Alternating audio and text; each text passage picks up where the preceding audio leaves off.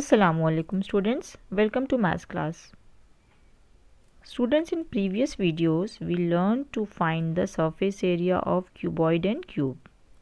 In this video we will learn to find the surface area of a cylinder. So let's begin.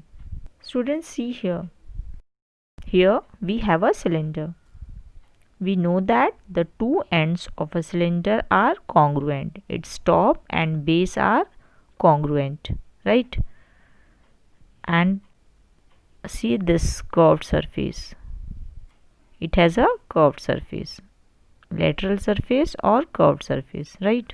Students, if we will remove the top and base, we will get a curved surface and two circles. See, both of these circles are congruent, so their areas will also be equal.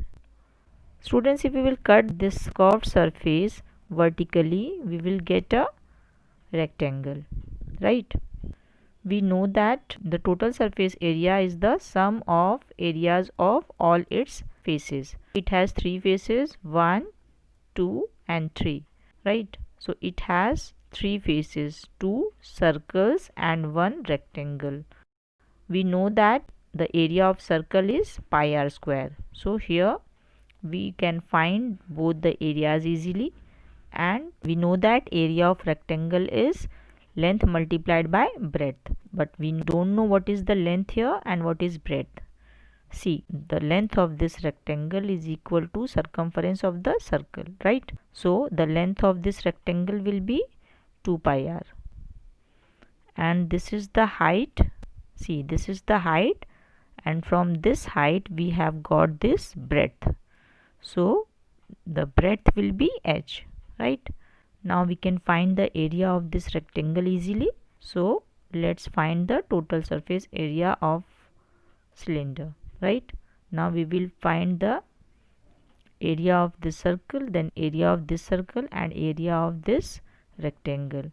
Then we will add all the three areas and then we'll get the total surface area. So we know that area of circle is pi r square, and area of this circle will also be pi r square since they are congruent or identical, and area of this rectangle will be length multiplied by breadth. So 2 pi r multiplied by h is equal to 2 pi r h, right? Now total surface area will be pi r square plus pi r square plus 2 pi r h, right? So total surface area is equal to pi r square plus 2 pi r h. Pi r square plus pi r square will be 2 pi r square, right?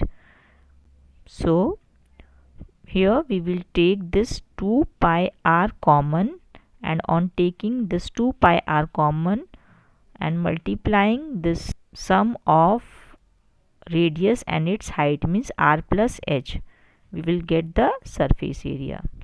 Understood? So what is total surface area of this cylinder? Yes, that is 2 pi r multiplied by r plus h. And what is the curved surface area? Yes, that is 2 pi r h. Understood? Good. Now let's find out surface area of a cylinder.